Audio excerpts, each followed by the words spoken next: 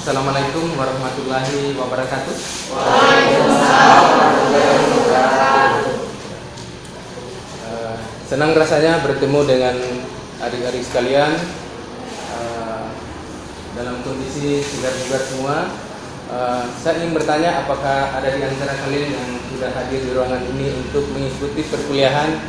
Ada yang kurang sehat, sakit begitu? Alhamdulillah. Terima kasih adik-adik sudah begitu semangat untuk mengikuti perkuliahan bersama saya.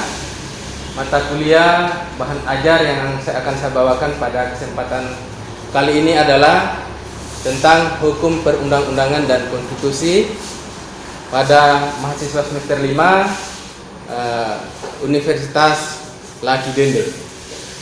Ya. Baik, adanya kata tak kenal maka tak sayang, maka saya sebelum kita masuk pada proses belajar mengajar, saya mau memperkenalkan diri. Nama saya Dr. Umar Marhum, AMD STPMH, tempat tanggal lahir Mata Kambowa, Buton Utara pada tanggal 30 Desember 1974 yang lalu. Pendidikan yang saya tempuh dalam pendidikan tinggi adalah pertama Diploma 3 Agroindustri ya, di Unhalu. Kemudian S1 saya kemudian pindah ke perguruan tinggi lain di Universitas Sulawesi Tenggara ya. S2 saya mengambil master saya di Universitas Muhammadiyah Jakarta ya. Lalu S3 saya kembali di Unhalu. Jadi itulah riwayat tentang saya. Apakah ada yang mau dipertanyakan dari apa yang sudah saya paparkan tentang diri saya? Masih ada yang kurang? Kalau masih ada yang kurang, silakan. Ya. Kenalkan, nama saya Siti Khadijah. Langsung saja ke pertanyaan Kak. Dari perkenalan Bapak tadi, pendidikan yang Bapak lalui sampai dokter itu, bisakah Bapak memberikan tips kepada kami bagaimana Bapak bisa sampai menjenjang pendidikan sampai setinggi itu? Terima kasih. Baik. Terima kasih. Saya berdoa mudah-mudahan kalian juga ada yang di ruangan ini yang juga nanti bisa dokter ya. Amin ya. Diaminkan. Memang prosesnya cukup panjang ya, karena memang untuk mencapai gelar doktor itu ya, sampai saya juga sedikit terharu ya pada pertanyaan ini, karena memang mencapai gelar doktor ini juga perjuangannya sangat ya, kalau bilang berat juga berat ya, tetapi kalau kita sungguh-sungguh insya Allah kita bisa. Kenapa saya sedikit terharu? Karena saya adalah seorang anak kampung. Saya terlahir di sebuah desa terpencil di Buton Utara, itu Desa Mata namanya. Tetapi kemudian saya bisa menyetarakan diri, bisa mencapai gelar doktor, itu saya sangat berbangga. Terima kasih pada Allah dan pada bimbingan orang tua tentunya. Baik, yang tips yang harus kita lakukan menurut saya untuk mencapai gelar itu adalah paling pertama adalah soal ketabahan. Kita harus tabah dalam menghadapi semua rintangan, hambatan, karena setiap orang yang akan naik kelas, naik tingkat, ya kehidupannya mau jadi lebih baik itu tantangannya juga besar. Ya. Materi kita adalah hukum perundang-undangan dan konstitusi. Sebelum ini jangan sampai terlupa, saya ingin buat kontrak ngajar dulu antara mahasiswa dengan dosen, karena biasa mahasiswa telat masuk, dosen pun juga begitu. Saya ingin membuat kontrak itu tidak hanya mengikat mahasiswa, tetapi juga untuk diri saya, supaya kita disiplin dalam melakukan proses belajar mengajar, sehingga mahasiswa juga tidak dirugikan. Biasa juga dosen datangnya telat, lalu mahasiswa kalau pulang justru juga siswanya dimarahi, bahkan dalam hal penilaian juga menjadi bagian dari perhitungan-perhitungan tertentu. Makanya ini kita bicarakan di awal. saya ingin menawarkan bahwa keterlambatan dosen kira-kira tolerir 10 menit. Bisa? Kalau dosen terlambat dari jadwal yang ada 10 menit bisa ditolerir ya? Bisa ya? Nah, saya memperlakukan sama, mahasiswa pun juga begitu. Jadi saya kalau sudah dalam kelas mengajar, kemudian ternyata mahasiswa belum tiba, lalu ada 10 menit keterlambatannya, gimana? Saya tidak mau dari saya hukuman itu, ganjaran dari adik-adik semua, karena kita buat untuk kita. Kira-kira boleh ya? Boleh tidak dimasukkan dalam kelas untuk ikut belajar? Terlambat 10 menit? Atau ada tawaran lain? Keras suaranya ya? Yang keras? Boleh ya? Karena ini kan untuk kita. Karena kalau lama Anda tidak hadir, tidak datang di ruangan, pasti pelajaran yang diikuti juga sedikit. Gitu ya? Ya. Kemudian ada lagi. Ya, saya tidak ingin ada mahasiswa yang mengenakan sendal ketika dalam proses belajar mengajar. Baju kaos oblong. Saya menginginkan itu mengenakan baju berkerak. Kenapa?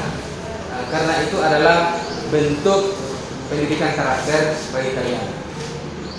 Begitu pula celana, jangan mengenakan celana pendek yang sampai lutut saja. Ya. Adik-adik sekalian, untuk pemberian nilai dari mata kuliah yang saya bawakan itu ada 5. Kalau dosen yang lain mungkin hanya 4. Ya. Pertama, yang harus itu adalah proses perkuliahan. Adik-adik harus memenuhi syarat ketentuan kehadiran. Ya. Kedua, itu kalau disuruh buat tugas, makalah misalkan, maka buatlah makalah itu. Ya. Kemudian ikut meet, lalu ikut final. Ya. Itu kalau sudah ikut itu kan berarti sudah terpenuhi ya. Tetapi saya menambahnya satu lagi.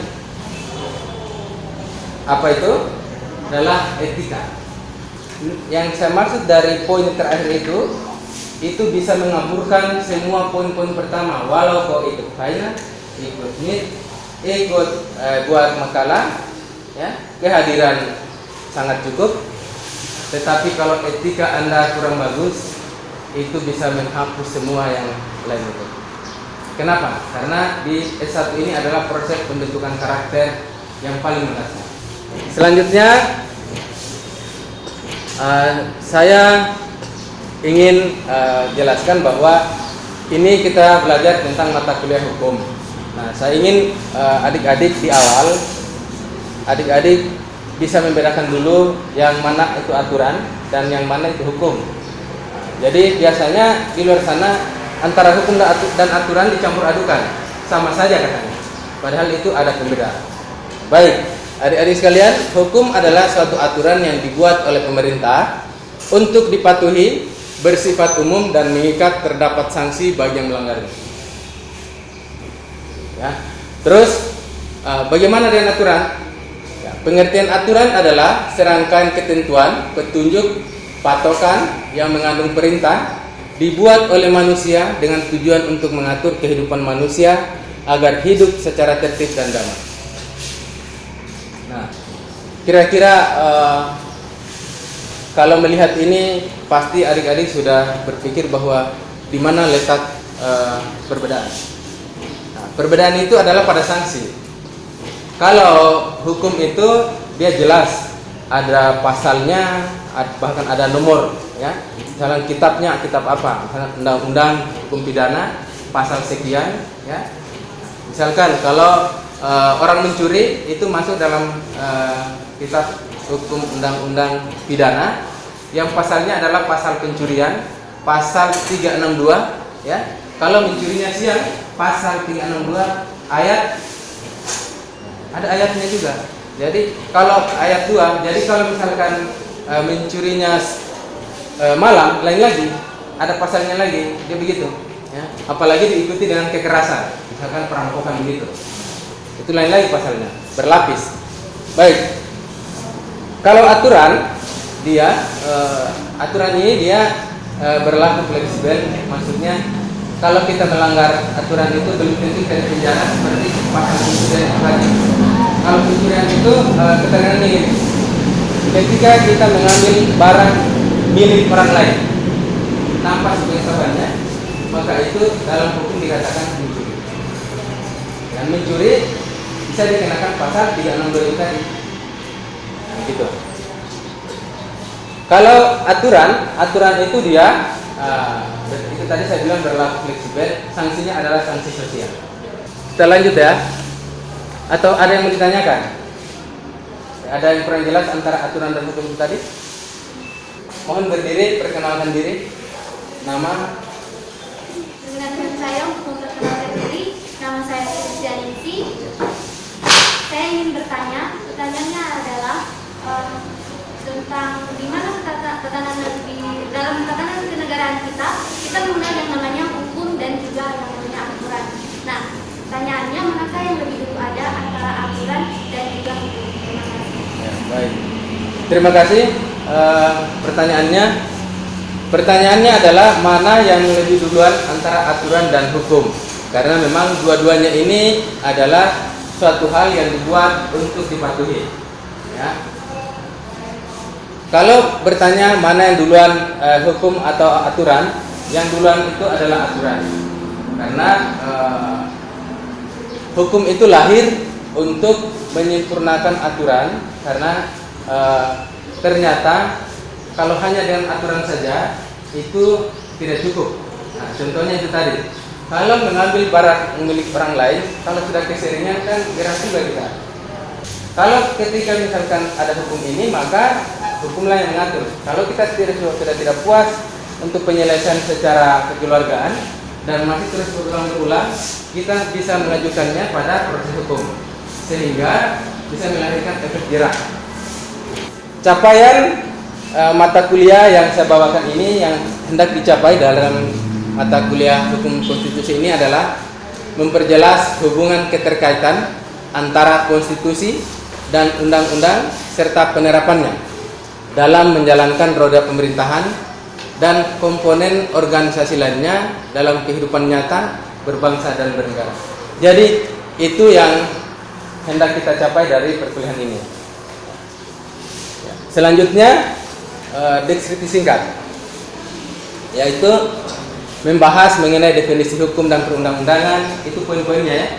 Kemudian menjelaskan wilayah hukum perundang-undangan, kemudian perbedaan penerapan hukum konstitusi dan undang-undang dalam penyelenggaraan negara, kemudian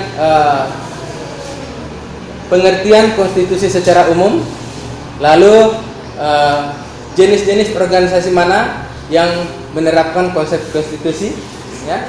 Kemudian kedudukan konstitusi dalam pemerintahan, ya. Tujuan terbentuknya konstitusi itu sendiri, dan yang terakhir adalah memperjelas hubungan keterkaitan konstitusi dan undang-undang dalam penerapannya. Lanjut, ya, bahan kajian. Ini bahan kajian dari mata kuliah ini, yaitu pertama menjelaskan definisi hukum perundang-undangan, menjelaskan letak perbedaan hukum konstitusi dan undang-undang, kemudian menjelaskan perbedaan penerapan hukum konstitusi dan undang-undang dalam penyelenggaraan negara, menjelaskan wilayah hukum konstitusi tertulis dan tidak tertulis. Nah, ternyata dalam konstitusi itu ada yang tertulis dan tidak tertulis.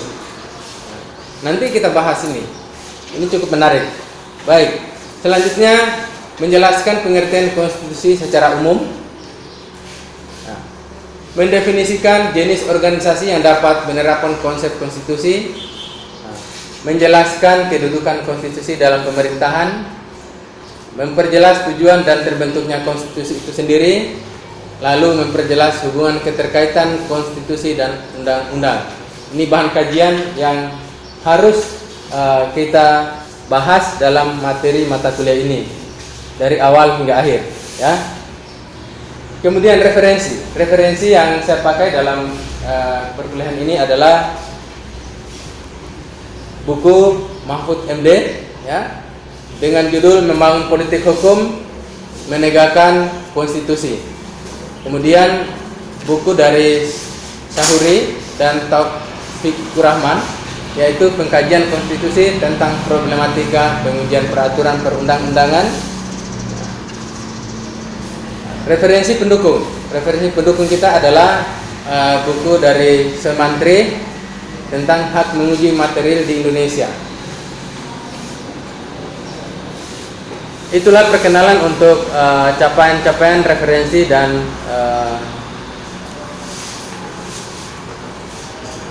dari apa yang akan kita capai dari perkuliahan ini. Ya, baik, kita masuk di materi inti. Konstitusi. Konstitusi itu dalam bahasa Latin adalah constituante. Kalau kita dulu pernah belajar sejarah, kita pernah membaca tentang konstituante itu.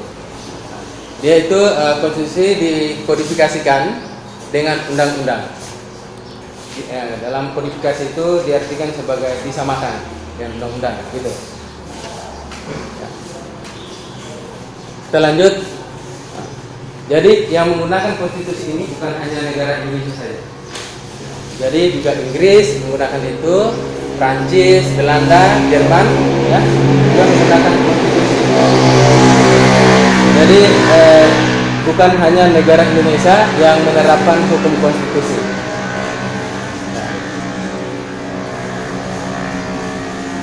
Jadi konstitusi adalah keseluruhan peraturan baik yang tertulis maupun tidak tertulis yang mengatur secara mengikat cara suatu pemerintahan diselenggarakan dalam suatu masyarakat atau negara. Nah, yang membuat pernyataan ini adalah seorang pakar. Di antaranya adalah Carl Schmitt, pandangan pakar Carl Schmitt. Bahkan Carl Schmitt itu membagi konstitusi itu menjadi 4 pengertian, yaitu konstitusi sebagai kesatuan organisasi yang mencakup hukum dan semua organisasi yang ada dalam negara. Kemudian konstitusi sebagai bentuk negara, lalu konstitusi sebagai faktor integrasi. Keempat, konstitusi sebagai sistem tertutup dari norma hukum yang tinggi di dalam negara. Jadi dianggap bahwa norma hukum yang tertinggi dalam negara itu menurut Carl Schmitt adalah konstitusi. Itu dimasukkan dalam pandangan dia sebagai konstitusi absolut, ya. Konstitusi sebagai faktor integrasi.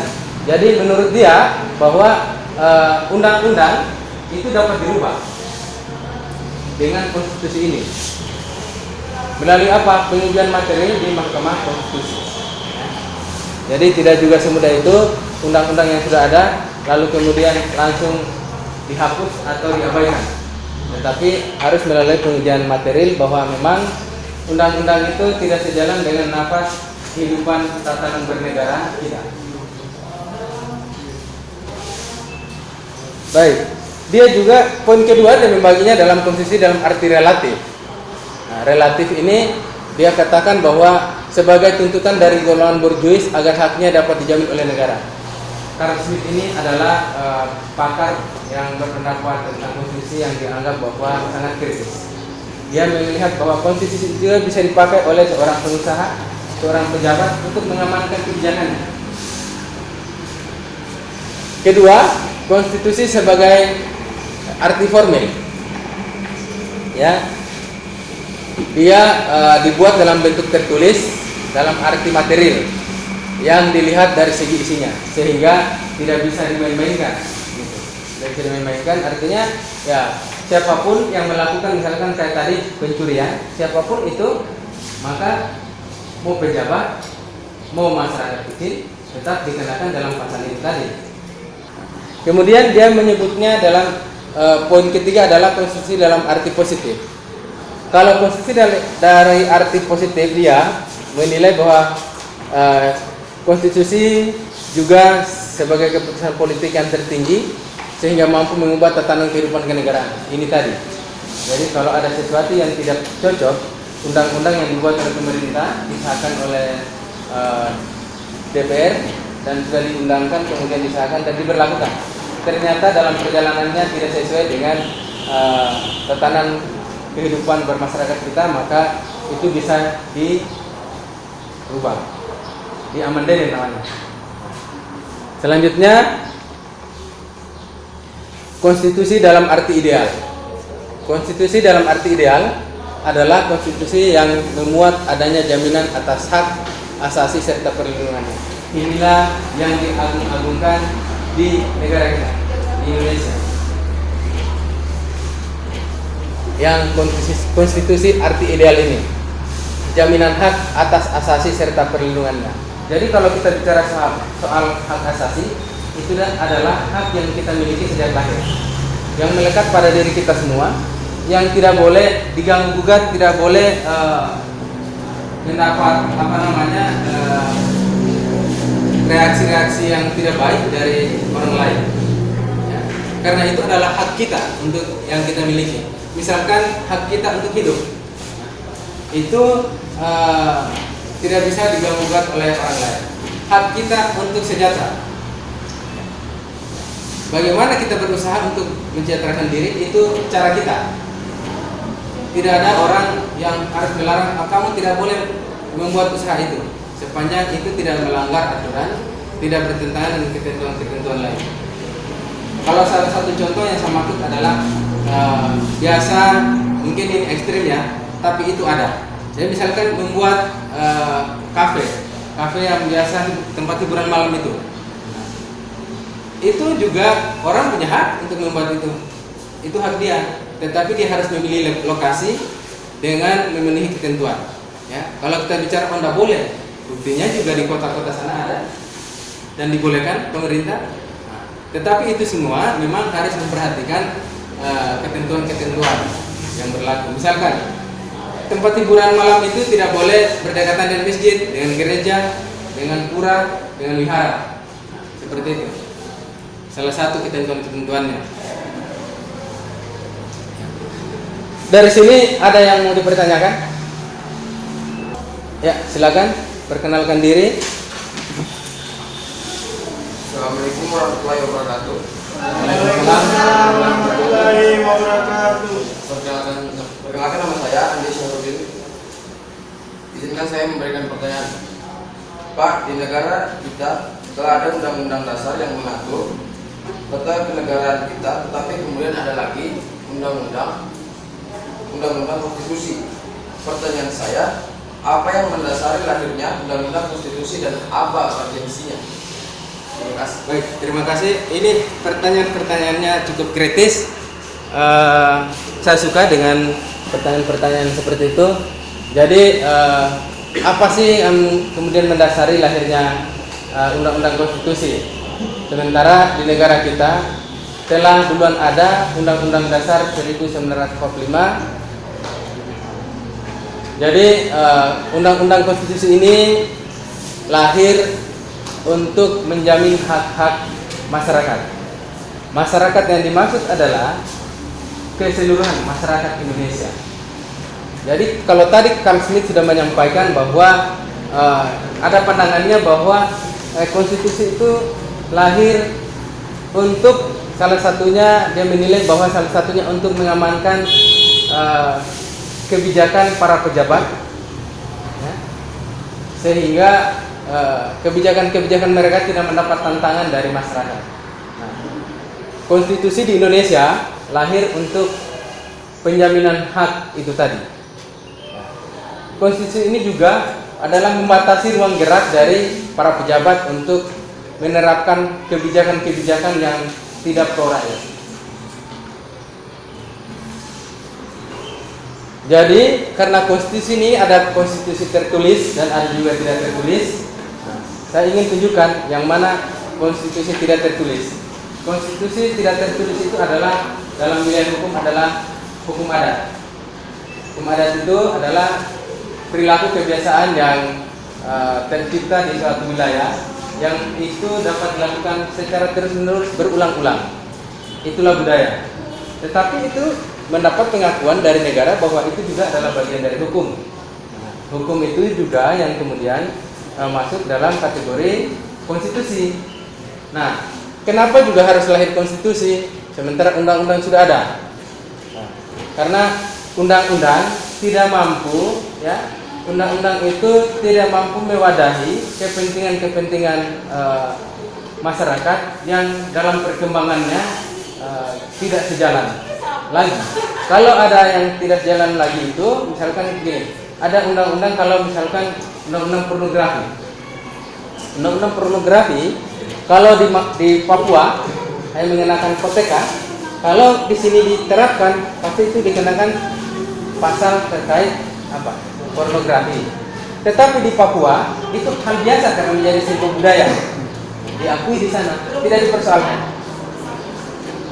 Yang atur itu adalah konstitusi. Jadi intinya konstitusi lahir untuk menjamin hak-hak asasi warga negara, kemudian membatasi ruang gerak dari kebijakan-kebijakan para pejabat. Kita lanjut. Undang-undang dan peraturan perundang-undangan. Peraturan perundang-undangan adalah peraturan tertulis yang memuat norma hukum yang mengikat secara umum dan dibentuk atau ditetapkan oleh lembaga negara atau pejabat yang berwenang melalui prosedur. Kemudian, undang-undang adalah hukum yang telah disahkan oleh badan legislatif bersama unsur pemerintahan lainnya. Adik-adik sekalian, saya ingin tunjukkan juga apa perbedaan dari perundang-undangan dan undang-undang itu sendiri. Kalau perundang-undangan itu masih bersifat general, dia masih bersifat umum. Tetapi ketika berbicara undang-undang, itu berarti sudah spesifik. Misalkan undang-undang hukum pidana, berarti dia pidana semua. Lalu undang-undang misalkan perdata, maka dia tentang perdata semua dalam. Dan itu ada nomor-nomornya. Undang-undang pokok, undang-undang hukum perdata nomor sekian tentang bla bla bla bla gitu, ya. Pidana juga begitu. Nah, tapi kalau undang-undang perundang-undangan itu masih general. Misalkan kalau di demo-demo itu sering kita dengar ini melanggar konstitusi, tidak sesuai dengan peraturan perundang-undangan. Jelas perundang-undangan yang mana? Nah, mungkin yang dimaksud itu adalah undang-undang administrasi negara terkait dalam administrasi, pelanggaran-pelanggaran administrasi, atau mungkin pidana. Jadi ini tujuan konstitusi yaitu membatasi kekuasaan penguasa agar tidak bertindak semena-mena. Konstitusilah yang membatasi. Kemudian melindungi HAM. HAM ini adalah hak asasi manusia. Jadi tadi yang saya sampaikan di awal bahwa kita memiliki hak yang kita dapatkan sejak kita lahir, dan itu dijamin oleh negara. Saya kira untuk pertemuan kita ini sudah berjalan berapa lama ya, dan mungkin masih ada lagi dosen yang akan masuk setelah saya. Saya akhiri ya. Kalau atau masih ada pertanyaan? Masih ada pertanyaan? Silakan kalau masih ada pertanyaan. Tidak ada? Kira-kira yang saya sampaikan tadi bisa dipahami?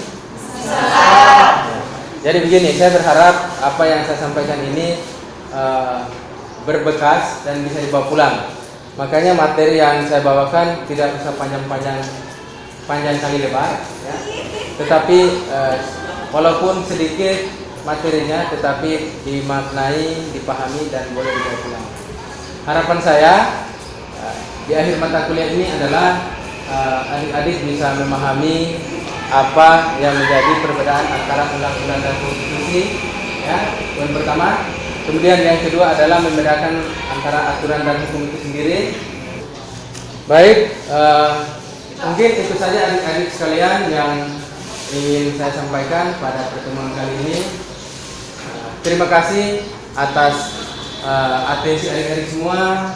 Semoga dengan semangat Anda untuk mengikuti perkuliahan ini, ilmu yang saya dapatkan yang saya transfer itu tadi bisa bernilai ibadah buat Anda dan buat kita semua. Amin. Akhirul kalam, saya akhiri dengan ucapan wabillahi taufiq wal hidayah. Assalamualaikum warahmatullahi wabarakatuh.